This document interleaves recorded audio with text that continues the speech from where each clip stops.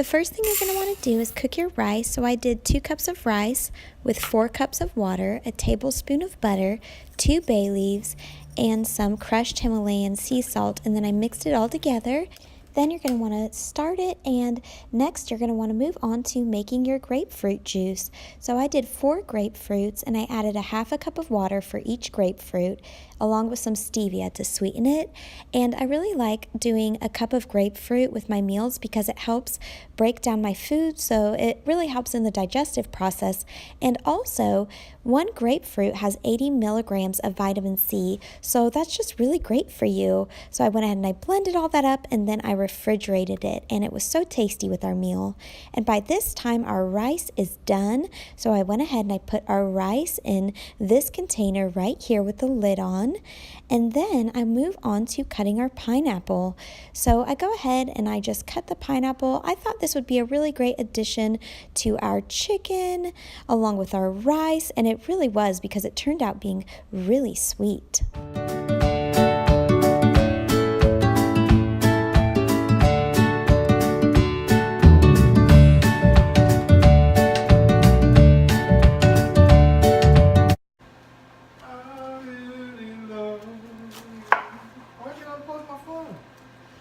Mine needs to be charged.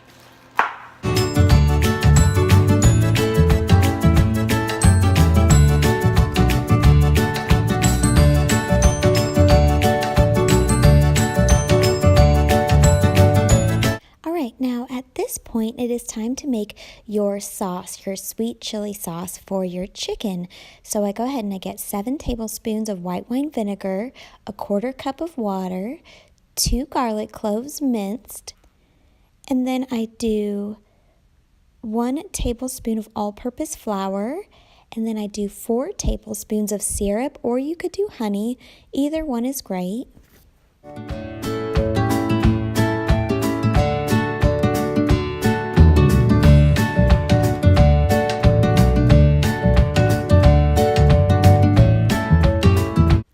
And then I do 2 teaspoons red pepper flakes.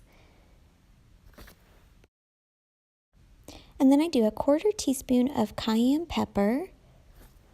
And then once that is all done, I go ahead and I put it on my stovetop on medium heat, and I whisk it all together really well. While you're waiting for that sweet chili sauce to come to a rapid boil, go ahead and preheat your oven. So I'm going to go ahead and preheat it to 400 degrees Fahrenheit. Okay. Now once it has reached a thick honey-like consistency, you turn off the heat and you let it cool. And while that cools, you go ahead and you wash your chicken, you pat it dry, you put it in a baking dish like I'm doing right here, and then you go ahead and you pour half of the sauce on top.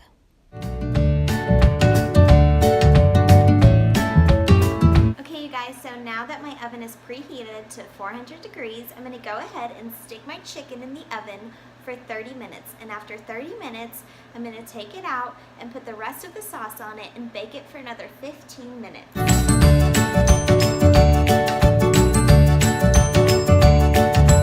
Alright, so after 30 minutes we've pulled it out of the oven and we're putting the other half of the sauce on top of the chicken just like this. I'm just brushing it on, and we ended up cooking it for 20 minutes longer instead of 15. Okay, so I'm going to go ahead and set the table. My husband and I are having a date night tonight, so this dinner is for a date night. So it's nice when, you're cooking a meal for someone to just go the extra step and really, make the table nice. This will only take, a few seconds, and it'll make a really big impact, and I know it will mean a lot to my husband. So let's just get right into it. Okay, so the first thing I do is I just get my cloth napkins. Sometimes for nicer dinner, cloth napkins are a little bit nicer than just paper napkins, and it's something that is small, but it makes a big impact. So I'm going to go ahead and put my plates on top of the napkin, and I'm going to just kind of fold the napkin over. Alright,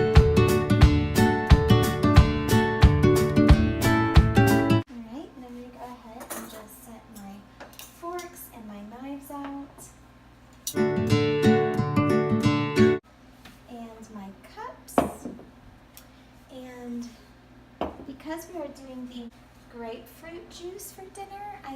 ahead and I saved a couple sprigs of mint leaves, and I'm just going to cut it at a diagonal to make it pretty. And I'm going to put that in our cup so that way when I pour our drinks, it'll just be really pretty.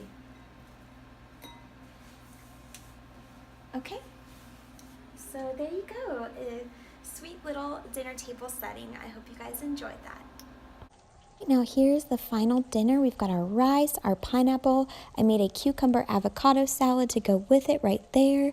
And there is the delicious chicken.